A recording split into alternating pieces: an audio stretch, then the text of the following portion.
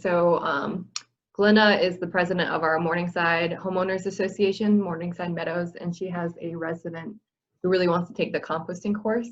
So we do have an online composting course that's actually led by Amanda. She does an incredible job in it. You can go to myclearwater.com/compost, and we're going to keep the compost course up indefinitely, so you can definitely learn how to compost. We do still have a few bins available. So in the past, we had 5 pickup days for bins. We got great turnouts. I do have a few bins left, Glenna. So if you want her, or if she wants one, have her watch the course, myclearwater.com/compost, and then send me an email, which she'll get in the course, and I will drop one off to her. And I'm putting that website that Sheridan just said, myclearwater.com/compost, right? Yeah. In the chat for you guys if you're interested. Thank you. Because one of the topics today is on compost. I'm going to talk about how to use compost and how to choose compost if you're buying it, but I'm not going to talk about making it. So if you want to learn how to make it, take that class. It's free. And yes. It's really good. Yeah, and it's online. Information. I mean, I may be a bit biased because I made the class, but I'm biased too, so. But it is really helpful. Okay. Yeah, go for it, Amanda.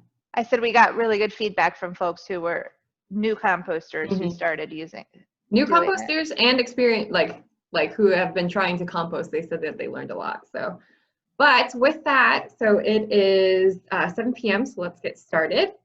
On behalf of our sponsors, the Clearwater Neighborhood Coalition, the City of Clearwater, and the Suncoast Sierra Club, we welcome you to the 3rd Building Better Neighborhoods Conference. I'm your moderator, Sheridan Boyle, the City of Clearwater's Sustainability Coordinator.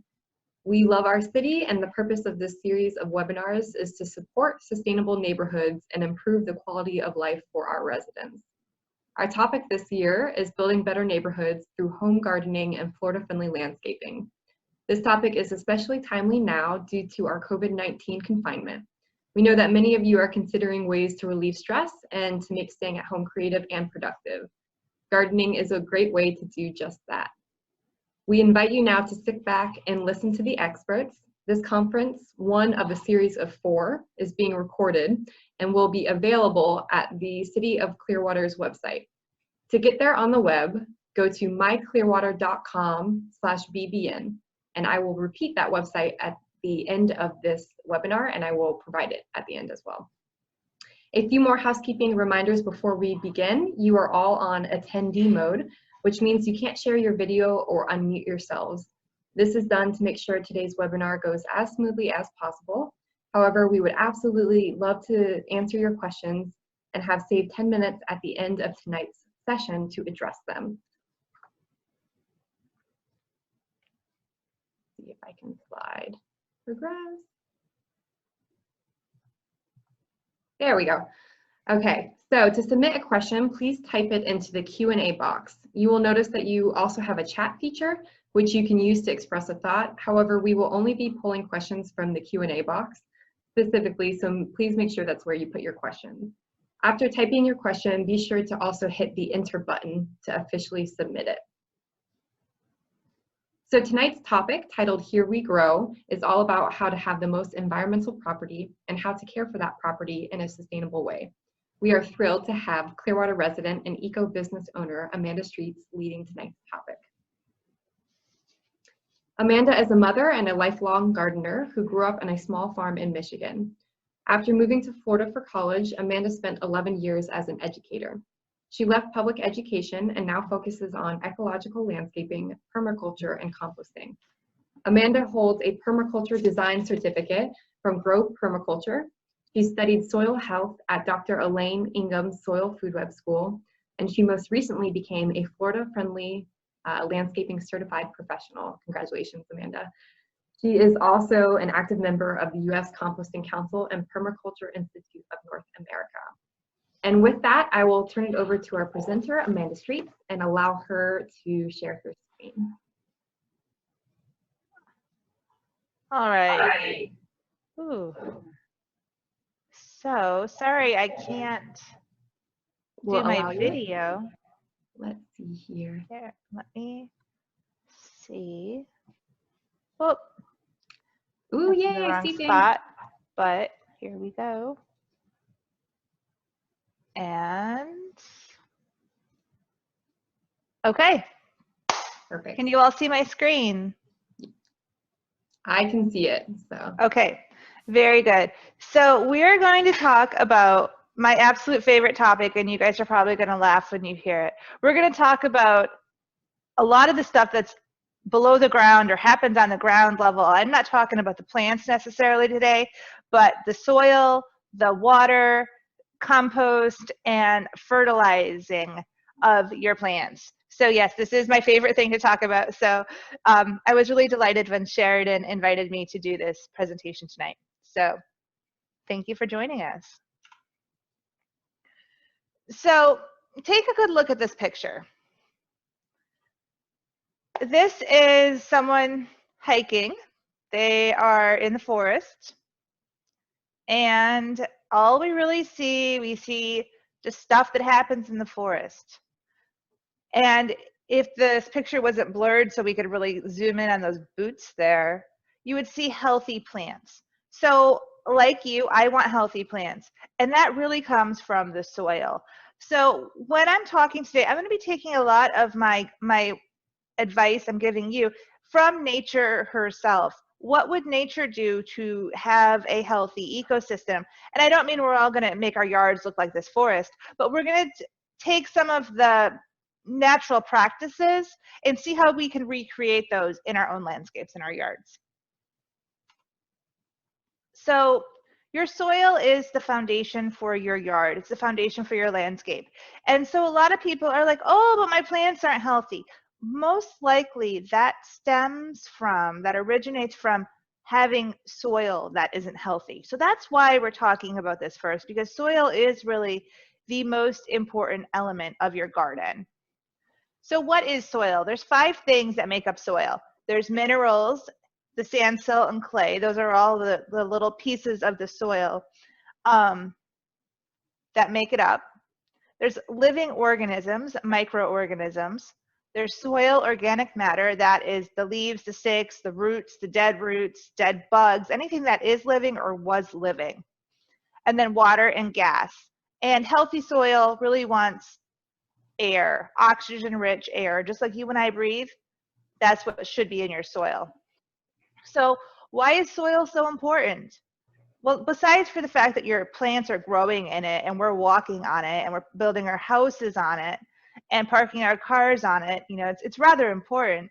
But it also provides the nutrients for your plants, those roots that grow into the ground. They suck nutrients up, they suck the water up and take it into the plants. When the rain falls from the sky or when you have your sprinklers on or your hose on or whatever, that soil acts as a filter before that water trickles down into our aquifer and becomes drinking water. So the soil is really important. And a really big component of the soil being able to clean that water is having good, healthy soil life. I mean, microorganisms, but the beneficial kind. There's a whole bunch of different ones, but mostly bacteria and fungus. And you might think, oh, fungus, that's not good. There's beneficial fungus and then there's not beneficial fungus. There's different categories of different microorganisms. So we're going to talk about the beneficial ones today. And then your soil also helps with decomposition. It returns things to the earth so it can be used again in a full nutrient cycle. So for example, those leaves, they fall to the ground, they break down, those nutrients return to the earth so that the trees can grow again and produce new leaves. I recently heard a very experienced gardener say, Florida's soil is bad. Florida's soil is not good. Well, Florida's soil is what it is. And you know what? We should be pretty grateful that we have, if you have well-draining soil, because otherwise, since it rains so much in the summer, you're probably going to be sitting in a puddle if you didn't have well-draining soil. So what we have in a lot of Florida is this soil is kind of gray. It's called Mica fine sand. And so if you've ever dug a hole and you encountered something that was gray and kind of sandy, this is most likely what you found. So because it is sandy, water tends to go down into it quickly.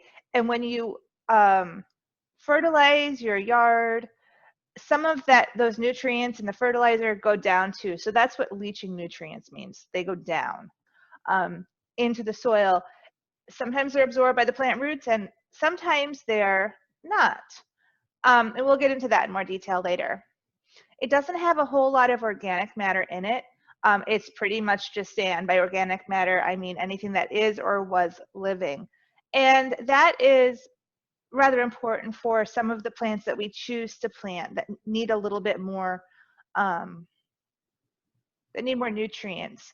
Some of the plants that need richer soil need that richer soil in the form of organic matter. And then, of course, we know Florida state soil, it does grow stuff. It grows our native plants and it supports our native wildlife. So it is rather important that we have the type of soil that we have. But that may or may not be what is actually in your yard. So I took this picture a while ago at a construction site. They were building a house and they were digging with these machines. First of all, they're driving these machines all over this new construction in what's going to be this new house's yard. So that bulldozer or whatever it's called is it's smushing down the soil. It's crushing the air spaces and the pore spaces in the soil, and it's doing what is called compacting the soil. It's pushing it down, and partly they may be doing that on purpose so that the house foundation is going to be nice and solid. But when you're talking about it from a landscape perspective, you're going to plant plants and you want them to be healthy. That's not good. And then if you notice in the lower right side of the screen, there's kind of this gray area and the rest is tan. Well, this gray area down here, that's the soil that was there originally, likely mica fine sand. This other stuff, the tan sand, they brought that in a dump truck. That doesn't look like mica fine sand. That looks like something different. So that's what we would call fill soil. And that can make it a sand, clay, all sorts of stuff. So as you can imagine, if they don't add any better soil to this yard, it's going to be mighty difficult to grow grass in that sand. But I wouldn't be surprised, again, if they don't add new soil, better soil or compost or something, if they just put some sod on top of this and sell the house. Well, that grass is never going to be happy. It's never going to be healthy. Maybe the trees and shrubs will be happy. Maybe they won't, depending on what they chose. So a lot of folks say, oh, I have a black thumb. I can't grow anything. Everything I plant in my yard dies. It may not be your fault. It may be something like this. It may be a situation where you're dealing with a lot of fill soil and compacted soil. So we're going to talk about some different things to help you to kind of overcome those challenges. So first of all, how do you know if your soil is compacted? So first of all, if you try to dig a hole in your yard and your shovel doesn't go in, a really easy way to tell is to take a Phillips head screwdriver and try to poke it in the soil. If you've got to use force to get it in, don't stab your soil too hard. But if you can't just slide that screwdriver into the soil, it's likely compacted unless you're hitting a tree root or a rock or something. Do your trees blow over really easily? I know a lot of folks who've planted papaya trees and then they just tip right over after a year in the ground. They should have better roots to not tip over. I mean, a hurricane or a tropical storm is one thing, but just a slight gust and their trees are falling over. That means they're probably having difficulty sending their roots down far enough into the soil to be sturdy and to anchor them into the soil. If you have a yard that has standing water and you're not near a wetland, the water either makes big puddles, it takes a long time to drain, to soak into the ground, or if it doesn't go down, it goes across instead and causes some erosion. That's a sign that your yard is compacted as well. And then also, if you have bare spots in your yard where not even weeds are growing and you have a lot of them, that's probably a sign that those seeds, like the weed seeds, the grass seeds, they can't sprout and take root because the soil is too hard. So unless there were chemicals or contamination of something in that area preventing something from growing, that's likely a sign that your soil is compacted.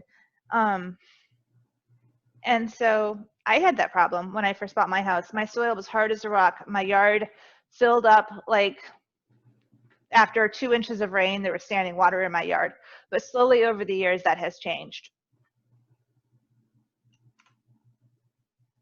So if you have good, healthy, loose, soft, living soil in your yard, living meaning it's full of those good soil microorganisms, those beneficial bacteria and the beneficial fungus, when it rains, that water is going to go down and those tree roots are going to be healthy. Notice that this tree has the canopy, the leaves and branches are up at the top, and then the root system is even bigger than the canopy. That's not uncommon in healthy soil. That tree is going to be anchored really firmly into the ground. Now this other side of the tree, that has compacted soil. Notice that rain, it's falling, but it's not going down, it's going across. That tree's root system on this side is much smaller, and there's a big bare spot. Pardon my homemade graphics there. There's a big bare spot in the grass. So there's some bare soil. No plant life there. So those are some signs and some things that might happen if you have compacted soil in your yard. So nature would not have that. That wouldn't happen in a forest, because in a forest there would be no bulldozer driving. There would not be the development. There wouldn't be the chemicals put on the yard. The constant raking of the leaves, the picking up of the grass clippings, all of those things actually can harm soil life. So in the forest, you would have these beneficial organisms living in the soil, crawling around, squirming through the soil, tunneling, eating that organic matter, and then helping the plants to take in nutrients, and just all engaging in this very dynamic cycle. So I really love this graphic, not only because it's beautiful and colorful, because it shows the ecosystem that we're familiar with above ground, the birds, the pollination, the bugs, the fruit, the leaves. And then it shows the ecosystem that we're less familiar with, the ground, below the ground, the worms, the pore space, the fungus, the tree roots and the water, and just how all of those things are important as well. In fact, if you don't have healthy soil, you're not going to have healthy plants, no matter how much fertilizer you put on them. What you're doing is you're putting a Band-Aid on a problem.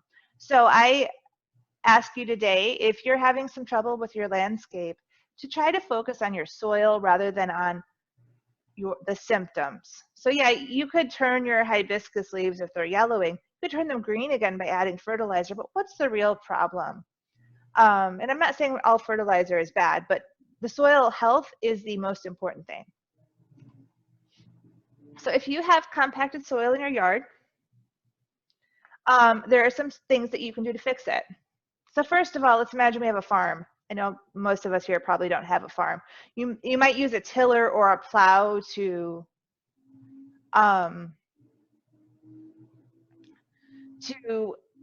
uncompact your soil, to work it up.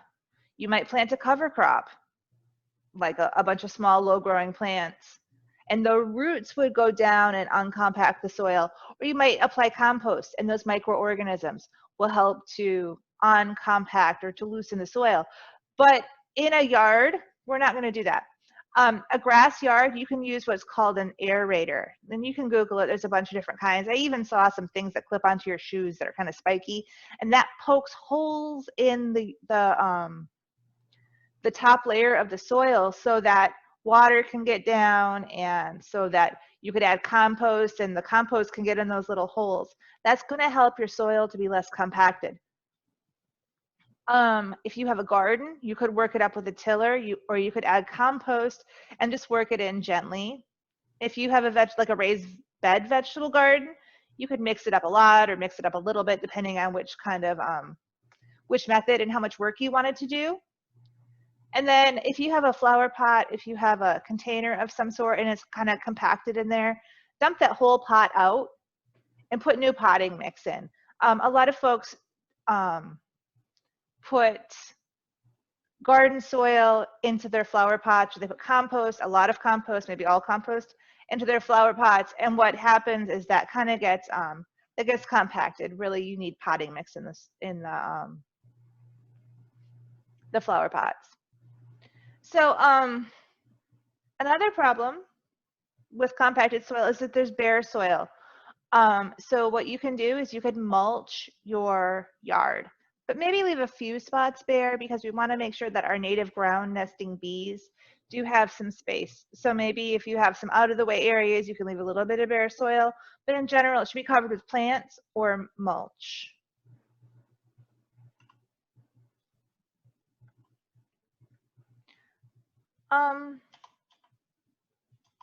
Before I go on, I wanted to talk about one more thing.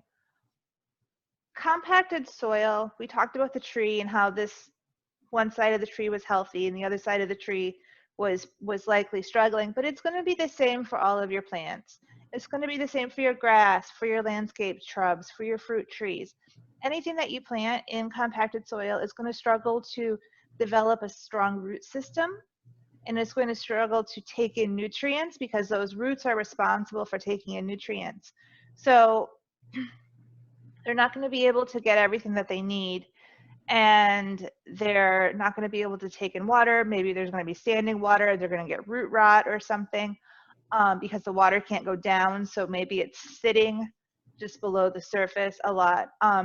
So even if you aren't growing large trees, even if you're only growing grass, compacted soil can be a really big problem.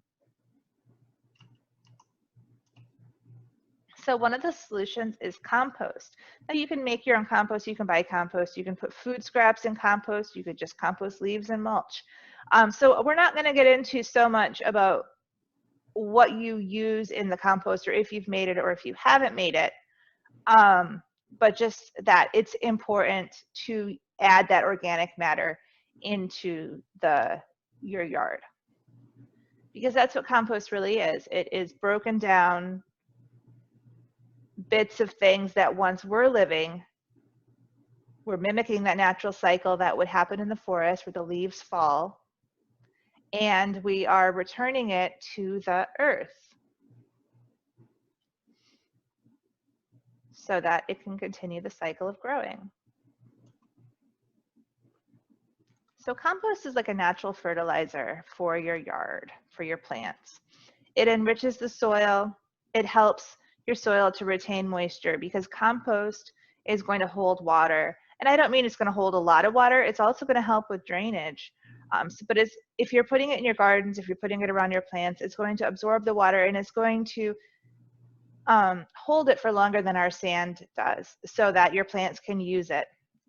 And so as more water evaporates from below ground, the water goes up, up, up, then that compost will store it. And as the water goes down, down, down, when it rains, the compost will store it. That organic matter that I've been talking about is actually food for those healthy microorganisms that live in the ground. They eat the organic matter, and in turn help your plants to take in their nutrients. And if they can take in more nutrients, if they can have more little spaces to grow, and they can have more access to water, they're going to have a healthier root system. And if they have a healthier root system, those roots can go down deeper into the ground, and they can access more nutrients, and they can access more water. So your plants are going to be easier to take care of if they have a healthier root system. So you might be thinking, oh my goodness, this sounds like a dream come true. Easier to take care of my plants. They're going to be healthier. They're going to look better. It really is a dream come true, because what we've been doing in our yards over a number of years, and maybe you're not, or your neighbor's not, but a lot of folks are, we're raking our leaves, we're mowing our lawns, and we're taking the leaves off the yard. We're taking the grass clippings off the yard. We're taking them away. And we're going to the store, we're buying colored mulch, or we're buying rocks or shells or something, and we're applying that to our yard. And then we're putting fertilizer that we bought at the store on our plants. And then we're going, oh, we're doing all the right stuff. What's happening? Well, what's happening is that we're getting further from what nature herself would do, the natural places for the plants. And that is not helping the plants to grow. Or maybe it's even a bigger problem, we're choosing the wrong plants for your area.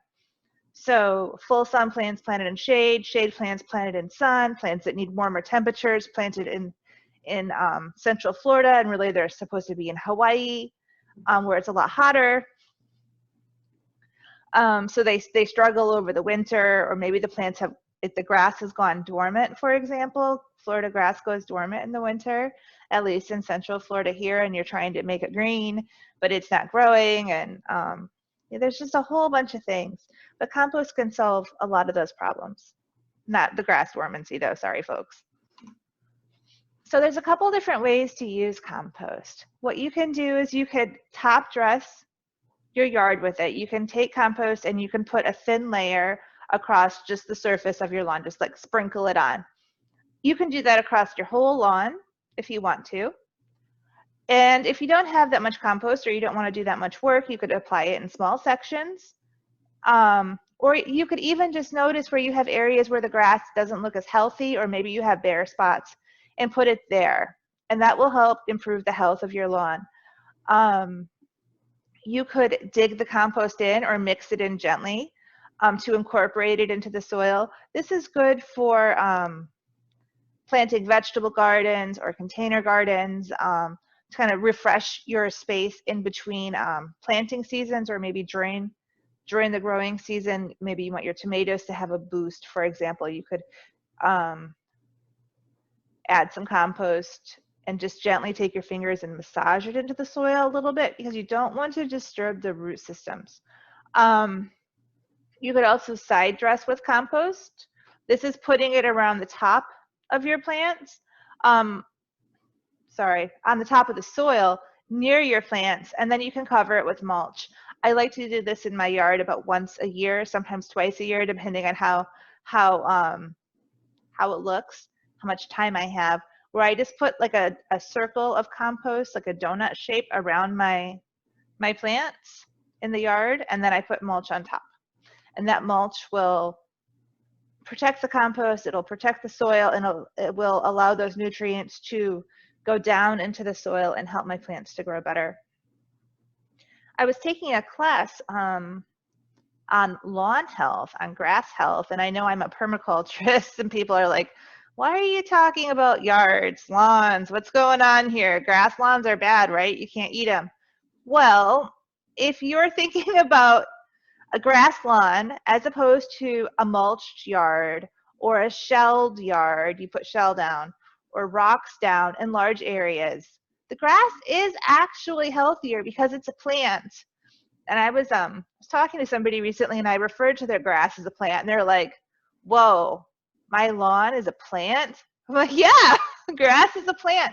And so it's easy to think of it more like a carpet or something that's inanimate because it covers such a huge amount of space, but it's actually a living, breathing plant. And we want to think about it as a plant that needs to be healthy. So anyway, sorry, long story.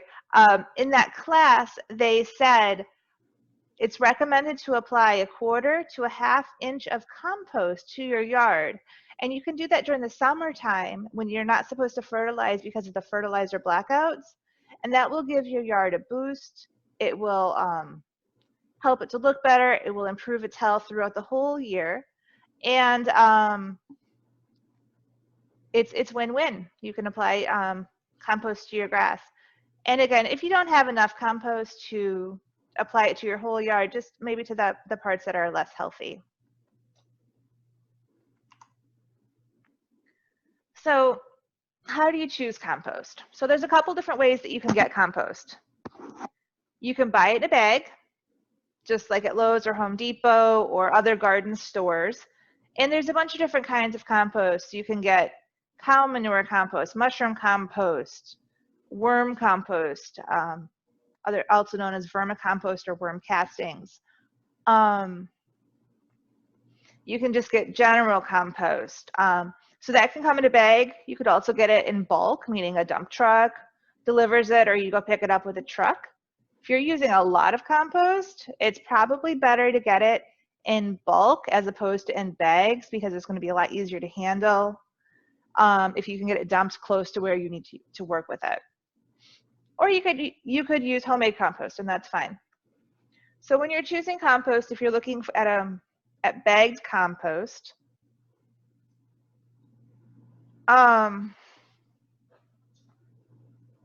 there's a couple different labels that you might see. One is OMRI listed, and one is STA certified. OMRI listed means that it is approved for use in organically grown products. So if you have an organic garden or you want to grow something as naturally as possible, something that's OMRI listed would be approved for that. And that applies not only to compost, but soils and neem oil and stuff like that. That's just for garden products all around. STA certified is the seal of testing assurance. That means that that compost went through additional testing to get that label. Compost, if you buy in bulk, should come with a soil analysis if you ask for it. That says that that compost has been tested and is good quality. It has this nutrient profile, this mineral profile. It'll include the pH level, and a composting facility that makes compost gets this done a couple times a year. The last one I called said they did it quarterly, and it had a whole bunch of information that was on all of the different nutrients that was present in the compost. Another thing that you might want to consider is the pH level. This can be something that you have from the compost that you buy, or this is something that you could have tested from the extension office, UF-IFAS. A lot of folks, especially if you're from up north, they like to apply lime to their yards or to their gardens. Lime is a powdered product, a mined mineral that increases your soil pH. It's usually used for acidic soils. I'm sorry, it's used to increase the pH in acidic soils. You may not need to apply lime to your yard. Most folks in Florida do not need to apply lime. So if you're considering doing that, make sure that you double check before you double check your pH before you go out and buy lime to apply. And the soil test through UF-IFAS is about $10, and they can test homemade compost or any compost you buy as well. But the test for any of that is about $10, maybe 15. And the information I will send to Sheridan. There's a form that you fill out and you send in a sample in like a Ziploc bag or something.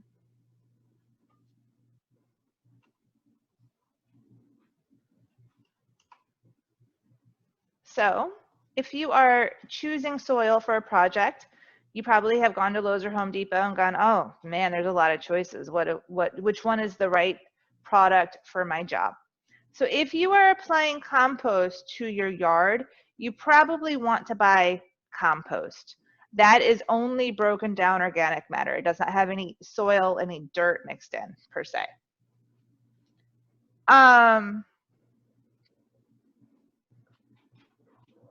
Topsoil is sand, silt, and clay. It may or may not have other ingredients. It should be listed on the bag, but it might not be. That's more something that you would use for filling in a hole or a low spot in your yard.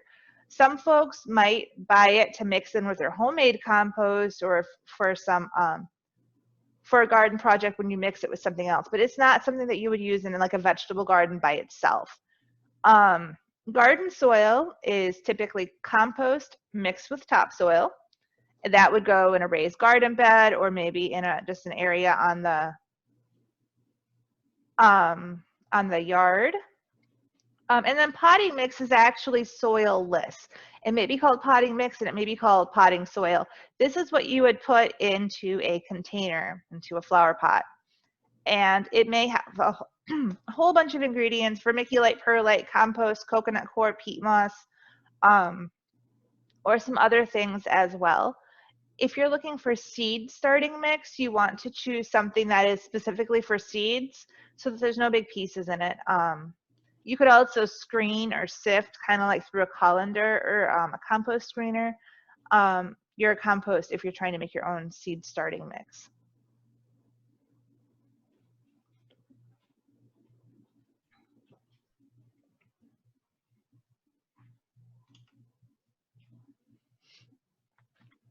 All right, we're going to move on to irrigation, watering now. So when you're talking about how much water different plants need, anything that grows in a pot is typically going to need more water than anything else. It's also going to need more nutrients. It's going to need more fertilizers, because every time you water that plant and there's water that pools out of the bottom, that contains some of your nutrients. So you're pretty much just washing them out of the pot. You're diluting the nutrient content of the plant in that pot. Diluting the nutrient content of the soil in that pot, rather, sorry. Veggie gardens, vegetables, especially annual vegetables, they don't live for very long. They have a short growing season, usually less than a year. So they need to put all of their energy forward into growing as quickly as they can so that they can produce your fruit, produce seeds, and finish their life cycle.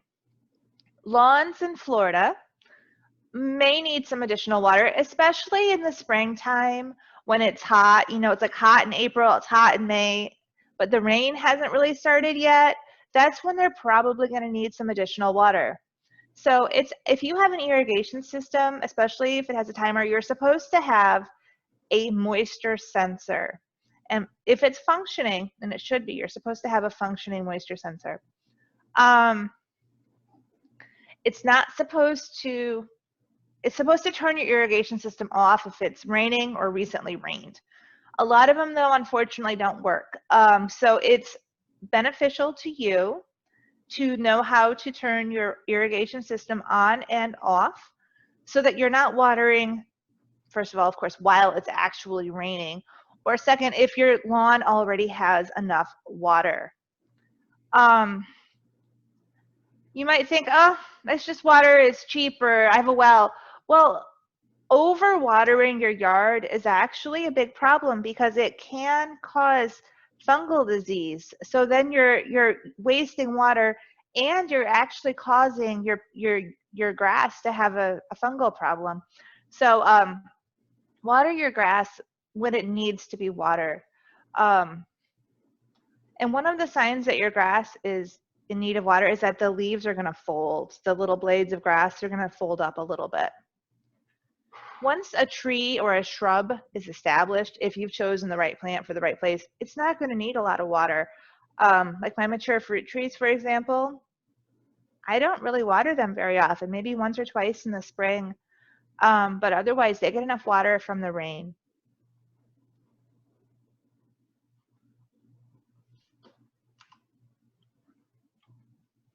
All right, so first of all, we want to make sure that we're planting right plant, right place every time.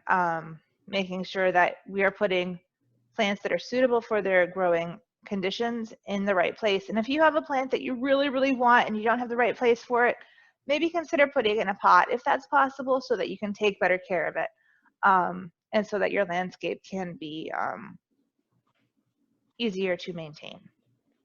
When you first plant a plant, it is going to need water daily, and it's probably going to need water for a couple weeks, maybe a month, maybe 2 weeks, depending on what type of plant it is, so that it becomes established, so that it settles into its new home okay and doesn't get stressed, because when you plant a new plant, it's already a little bit stressed.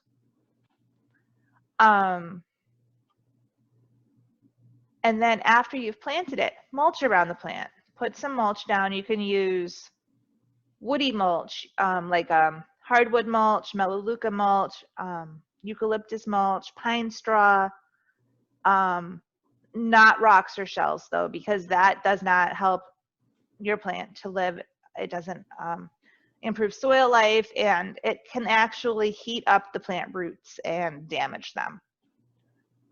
And then, of course, make sure that you're watering your plants if they're actually in need of water. Overwatering, like I said about the grass, it can cause fungal diseases, it can cause all sorts of problems. And the mulch around your plants can actually serve another function as well if they do need water and you're watering them. A lot of the problems, a lot of the fungal issues especially, come from the soil. So when the water splashes hard on the soil, it splashes dirt back up on the plants. Then not only do your plants get dirty, but they could get a disease. The mulch will hold that soil in place so that it doesn't splash up. It keeps your plants cleaner and is a first line of defense against disease. So if you have grass, just a few quick tips. Of course, you want to fertilize when your grass is growing, and it is not growing in the wintertime. Like I said earlier, it is dormant. You can apply your compost once a year. Water your grass only when it is in need of water. And then here's a big one that kind of surprised me that has been getting a lot of attention lately. Weed and feed products are not recommended to use in Florida. Weed and feed is like an herbicide and a fertilizer mixed together. And the idea is that you would only have to apply one product and not have to do it twice. But it contains a pre-emergent herbicide usually, meaning it kills the grass seeds so that they can't sprout, or the weed seeds rather. And then it fertilizes them. If you apply it at the time in Florida when the weed seeds are sprouting, your grass is still dormant. And if you apply it when your grass is growing for the fertilizer to work, your weed seeds have likely already sprouted. So if you really want to use those types of products, use separate products so that one is not wasted. Because if it's wasted, it's going down into the soil, it's just causing pollution, it's not doing its intended job. You're likely to apply an additional product. So just start out right in the first place and choose two separate products and apply them at the right time. When you mow, you should actually leave the clippings on your grass. Now you can spread them out with a rake, you can remove the big clumps if you like, but you should leave them on your grass and they will decompose. And your lawn company is supposed to leave them on the grass too. Make sure that you have a sharp lawnmower blade.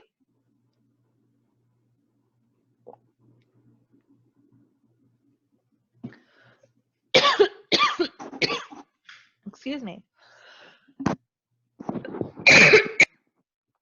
And then instead of treating a whole yard for a problem, just choose the spots that are having the problem and apply your treatments, your fertilizer, your herbicide, or whatever is needed, just in the problem areas, not the whole yard. Excuse me, I have quite a tickle in my throat. And then the last thing we're going to talk about is a fertilizer. So there's numbers on fertilizer, and those are usually NPK. Those stand for nitrogen, phosphorus, and potassium. K is potassium. There's some different forms that fertilizer comes in. It could be granular, like little pieces of gravel kind of. It could include a time release or a slow release fertilizer, and that means that it is slowly released over time. Liquid fertilizers, those are popular for vegetable gardens and container gardens. Fertilizer spikes, which you insert into the ground, and they usually take a while to break down and get used by the plant. And then, of course, there's natural composts and mulches to apply to your garden. And there are other things as well, compost teas and whatnot. But all of those things nourish your plants. So plants need more, though, than NPK. So this graphic here shows just a few different symptoms that could be present for different nutrient deficiencies. These will show up differently on different types of plants usually. It's not going to always look exactly like this, but it just goes to show you that just like humans, plants need to eat the rainbow, I guess you could say. And if you're buying only fertilizer that only has NPK in it, it isn't going to give your plants necessarily a full nutrient profile that they need. But the compost, it will have a lot more of those nutrients in it as well. So we'll worm compost, and as all of those other things, your grass clippings and your mulches break down, those will also have more micronutrients in them. And so the more different things that you can have that are healthy for your plants, the more your plants can eat the rainbow and have this full nutrient profile that they need to be healthy. So we want to avoid over fertilizing or fertilizing when your fertilizer isn't going to be used by your plants. So remember, only fertilize when your plants are actually growing. Follow the package directions on the fertilizer and only use the amount you need. Each different type of grass, by the way, has different fertilizer requirements. And that information is available very easily through the UF-IFAS website. And encourage your lawn companies to follow those guidelines, ask them questions, ask them what type of grass you have if you're not sure, and then look it up and see what you're supposed to do to fertilize it. There is a certain percentage of time-release fertilizer that should be applied. So make sure you're choosing the right fertilizer so that there's, so it's not all released at the same time. And then of course we want to make sure that we're not applying any fertilizers right before a heavy rain, because those will not get used by your plants. They will just run off and contribute to our already large pollution problem. All right. Ladies and gents, thank you for sticking with me. Do we have any questions? We have tons of questions, and I don't know how you timed that perfectly, but you are right on time. So that is amazing. So we have a lot of like good questions. They're hard to even choose from. So we have 10 minutes for questions. I think some of them are going to have like an easier answer than others. So I'm going to start with, there's two that I definitely want to address that I think you're going to do an excellent job of. Oh, there's even more. So what is the best type of mulch for Florida, and where can someone get it? So it really depends on where you're mulching and what you're mulching. I am partial to pine straw for areas up by the house, or in areas that you might want flowers to reseed, like a wildflower meadow, like you might see here in the background. Pine straw is available at very few places, to be completely honest. I know that Wilcox Plant Nursery sells it, and I sell it at my garden shop in St. Pete now. Mm-hmm. It's amazing. And oh, Ace Hardware in Dunedin also sells it. Yeah. They just started. Another alternative, if you don't like the look of pine straw or you can't find it, Melaleuca mulch is more termite resistant than other types of mulch, and it smells wonderful. You could also use that up closer to a house, or you could use that in landscape beds. That is going to prevent plants from reseeding. It's going to keep in moisture. If you want something that is available in bulk, meaning by a dump truck, you could get a chip drop, meaning a tree service could bring you mulch. That's fine if you want to save some money and get a large amount. Let's say that you have a food forest, or you have a native yard and you want tons of mulch at an economical price, you could do that. Pine bark nuggets are also good. They're sustainably sourced, they're pretty, they take a really long time to break down. However, they float away. So don't use them by the road, because they will float away during a rainstorm, or by your sidewalks or whatever. The pine straw, by the way, will not float away, and the Melaleuca mulch probably won't either, because it interlocks together pretty nicely. You can also use free mulch from the city if you wanted to go that route. It is supposedly heated up to be hot enough to kill weed seeds. Yes, and that's from the county, but the city provides it at our recycling drop-off center at 1701 North Hercules Avenue, if you're interested. And we do have a couple questions about compost, which is excellent for you to answer. So I'm going to try and break them up into the two common ones I see. One, is there a place, like where can people go to get compost? Is there a community compost place that they can pick up compost, or is there a place that they can buy compost? There is not a community place where you can pick up compost, unfortunately. So you can buy compost at a few different composting facilities. and you can get it in bulk.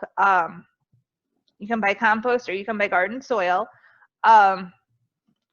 Pure compost is a little bit harder to find locally. I get my compost only from a place called Florida Organic Solutions. It's in Hillsborough County. They deliver in a dump truck full. I do believe they have a 5 cubic yard minimum. So if you're applying it to a whole yard or you have a large project, that's great.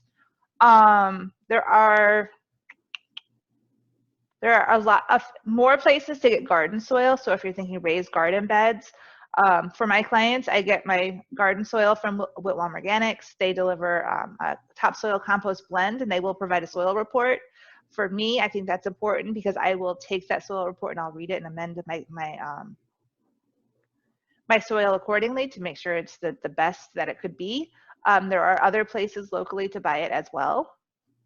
And you can also buy bagged compost at a number of different garden centers. Awesome. And there's a lot more choices. Another one we have is, can live oak leaves and acorns damage your lawn? Can the leaves just be used for mulch? So they shouldn't damage your lawn. Unless you have a lot of them, meaning you have like a forest of oak trees, and then like I would imagine the shade would damage your lawn before their leaves would. Mm-hmm. Acorns will stay in your sidewalks and patios, but I don't think they're going to damage your lawn other than they're going to grow. And I like to pull those out as soon as they start growing, because if I wait until they get bigger, they're harder to pull out. You can use oak leaves as mulch. Absolutely. I do believe the city of Clearwater has put on the side of some of their trash trucks, is it? Stormwater trucks, mulch with leaves or leave the leaves or whatever. Absolutely. Nature is giving you those leaves in your yard. They are a natural part of our ecosystem. Keep them. They are free mulch. And if you don't like the way they look, maybe you want certain colored mulch or a certain look, put the leaves on your plants as mulch and then cover them with a thin layer of your preferred mulch, and then you've got more mulch and you didn't have to buy as many plastic bags. Yeah, that's brilliant. This might be woo-woo, but I like to talk about like falling leaves, like memories from the tree, just going back into the soil. So, oh yeah. What is the ideal compost for banana trees? The ideal compost for banana trees. Well, banana trees aren't fussy. They like organic matter. They're what people refer to as heavy feeders. They want a lot of nutrients. So I will typically put fresh coffee grounds, like used coffee grounds, on my banana trees, homemade compost, mushroom compost, black cow compost, garden soil. The leaves from my banana trees, I also cut up and maybe like cut them in half and put them on there, use them as mulch. The old banana trees, after they fruit, I cut those down, I cut them in half, I put those there. Banana trees love all of that stuff. Mm-hmm. That's a great answer. So Brenda has a really specific question, which I think can be useful. So she is bringing aloe plants home from the Keys to Clearwater, and she's asking, what is the best way to transport and replant them? Specifically, she's interested in like the soil to use during transport and what to use when replanting them. So for transport, it may be easiest for you to get just a shallow like Rubbermaid tote or something and put in just a bag of potting mix into it, cut the top of it off, cut the top of the bag off so it's like flat, and just poke your aloe plants into it. And then when you get home, you'll be able to easily take those out and reuse that potting mix, or if you're putting them in the yard, just their aloe plants are succulent. They don't need a whole lot of nutrients, really. I just have them planted in my regular yard soil, and I have mulched them once. I think they're not fussy. Yeah. But the biggest thing is making sure they don't lose water on the trip. Mm-hmm. I think they're even like, compared to other succulents, they're even better in Florida because they don't like get annoyed by being overwatered with our rainy season, you know, so they do spread a lot though. So you'll get a lot of them. So I really love this question from Howard. Hi, Howard. So this is in regards to like a potted plant. If the nutrients flow through when you water a potted plant, is it good to reuse the expelled water because it is nutrient rich? That's a really great question. There are a whole bunch of different systems that are actually designed specifically for that purpose. Have you seen some of the stacking gardens where there's the different layers of the plants? Well, that's why, so that it can reuse the water so it doesn't all just run off, and reuse those nutrients as well. So if you can arrange it so that you have like one pot on top of another, like maybe a hanging plant. I do this with my shepherd hooks in my yard, where I'll have like my potted plant hanging from the shepherd's hook, and then I'll have like a bigger potted plant below it on the ground, so that that water can run into another plant or run onto a plant that's planted in the ground that wants the water. Perfect. Let me see. Mike is asking, can you talk a little bit about nematodes? I know that a lot of people who are into gardening in the ground and not raised beds know that sometimes in Florida we have a nematode issue. Actually, through going through the Soil Food Web School, you probably know way too much about that, but yeah, just briefly on nematodes. Okay, so there's different types of nematodes, first of all. Some are beneficial. Some nematodes eat other soil organisms, and some nematodes are what you're probably talking about, the root knot nematodes, and they are vicious.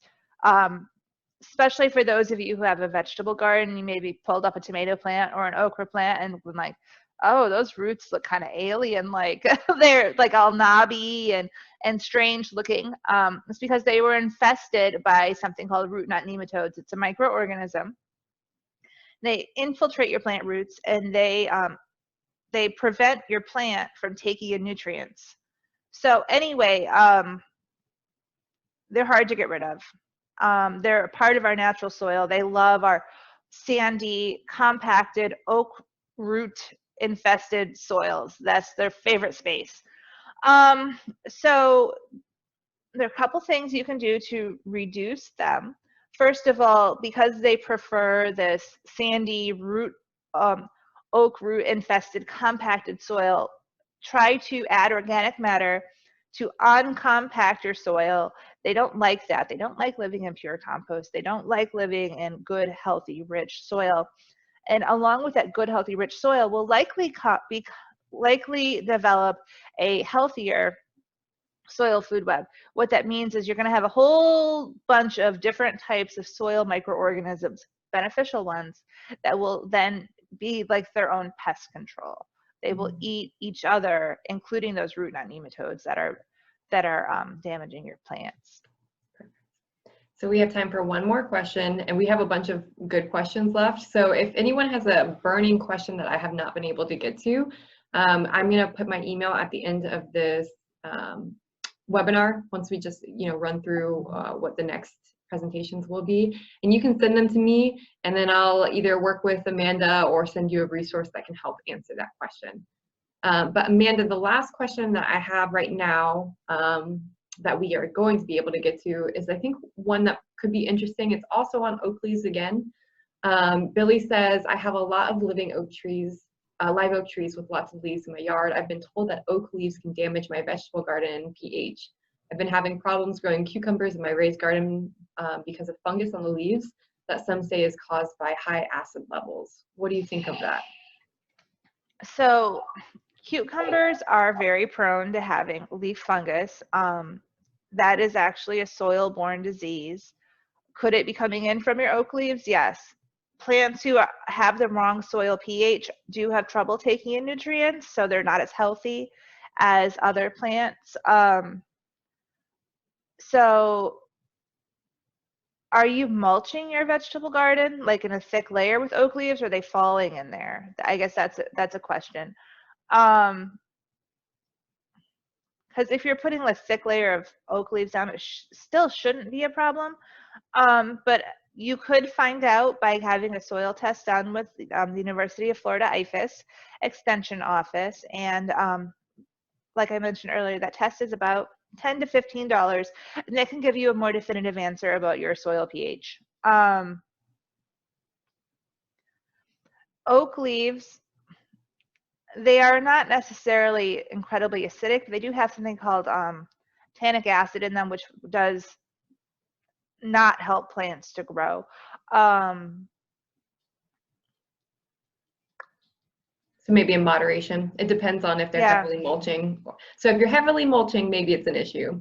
If the oak leaves are just falling, it may not be, but it's best to get your soil tested, right? absolutely. Yeah. And we have, if you go to, which actually segues, I want to ask one more question, but we will provide resources on our platform. So if you go to myclearwater.com/bbn, which I'm going to include at the end of this presentation, you'll be able to click on a link that will have supplemental resources.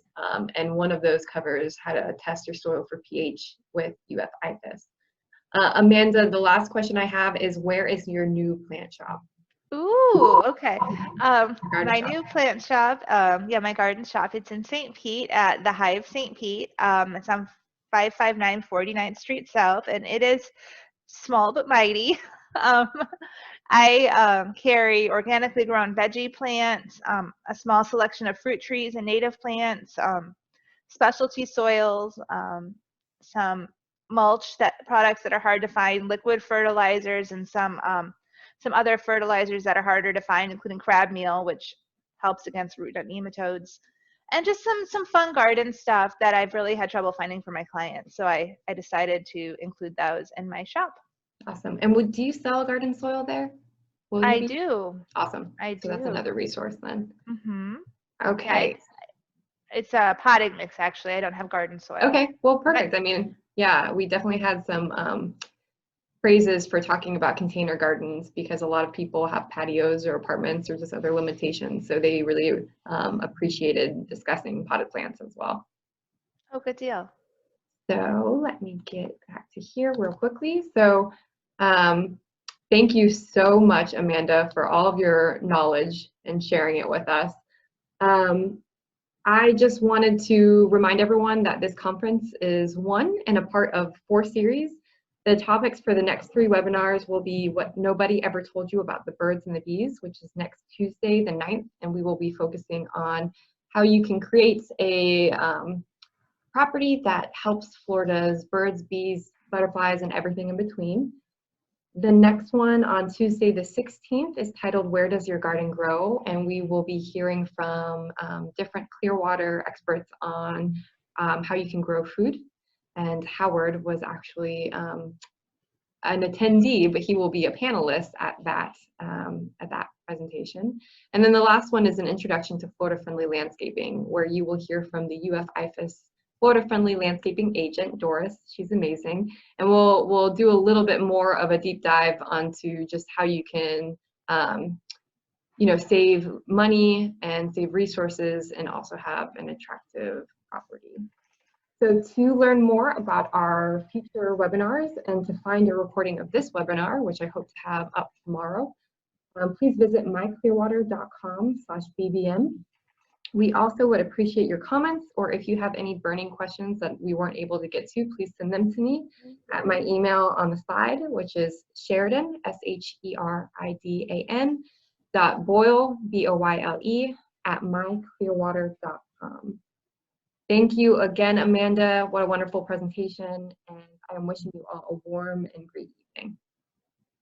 Thank you, Sheridan, and thank you, everybody, for attending.